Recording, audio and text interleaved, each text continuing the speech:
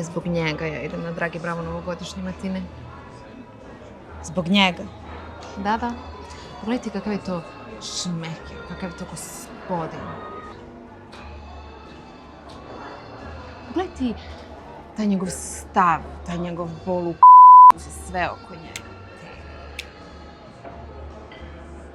Meni je ovo iskreno sedač. Obožavam kako ležerno pije taj svoj espres.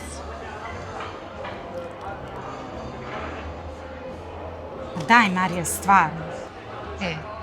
Možeš ti njega da ne voliš ovako, ali njegov anđelski glas, njegove pesme, to ne možeš. Nisam znala da pevam. Kako nisi znala?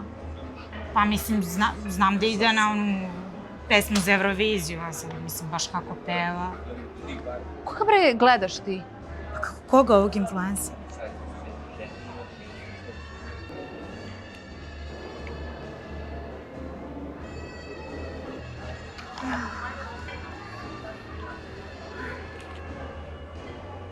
Vidimo se na matineu. Da, vidimo se.